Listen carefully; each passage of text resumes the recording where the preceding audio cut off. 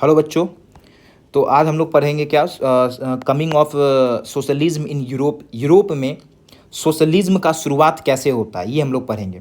उससे पहले कुछ ये वाला टॉपिक हमारा पिछले वीडियोज में छूट गया था, जिसमें ये था कि some nationalist liberals and radicals wanted revolution to put an end to kind of government stabilise in Europe in 1850। अब 1815 में बच्चों होता है वाटरलू, बैटल ऑफ वाटरलू।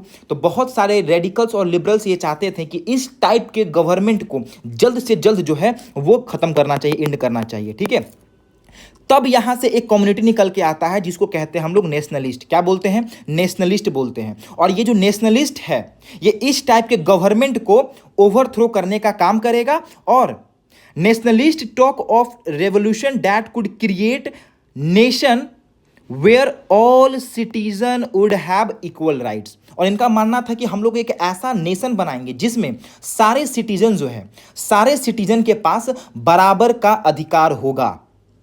ठीक है, तो यही वाला सोच जो है ना, यही वाला सोच 1815 में ग्युसेपी मेजनी जो है इटालियन नेशनलिस्ट थे। ठीक है ना, इसी आइडिया को अचीव करने में, इटली में अचीव करने में जो है उनको सफलता मिलती है।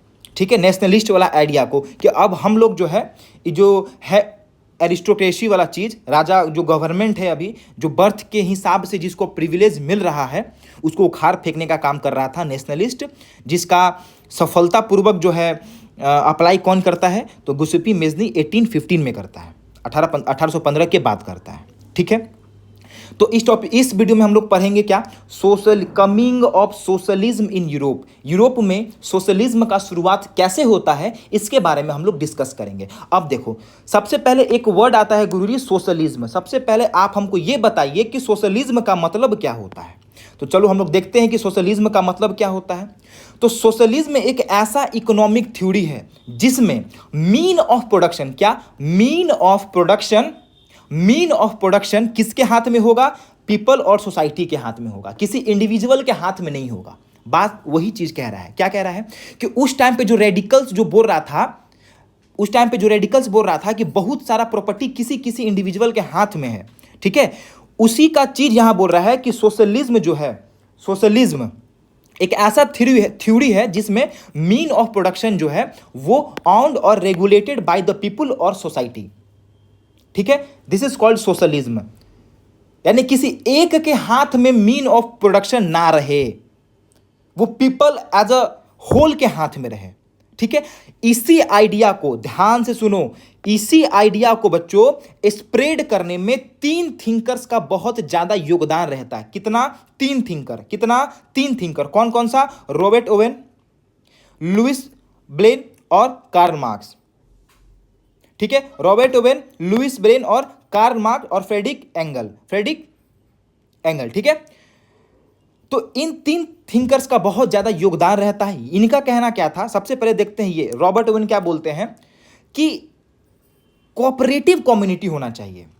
क्या होना चाहिए? कोऑपरेटिव कम्युनिटी होना चाहिए जिसमें सब कोई मिल करके हम लोग काम करेंगे। कौन बोला ये? रॉबर्ट ओवन बोले कि ऐसा कोऑपरेटिव कम्युनिटी बनाना चाहिए जिसमें सब लोग जो है मिल करके काम करें, जिसका नाम क्या रहेगा? न्यू हार्मनी ऑफ इंडियाना इसका जो है वो रहेगा, नाम रहेगा।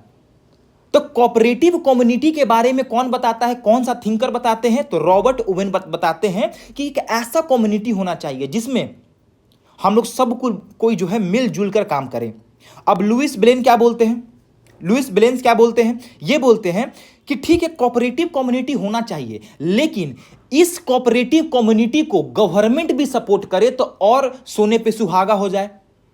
ये जो कोऑपरेटिव कम्युनिटी है ये अपने से स्प्रेड नहीं करेगा, समझ पा रहे हो ना? ये अपने से नहीं करेगा स्प्रेड, लेकिन इसमें अगर गवर्नमेंट का भी साथ मिल जाए, बच्चों, तो सोने पे सुहागा हो जाएगा।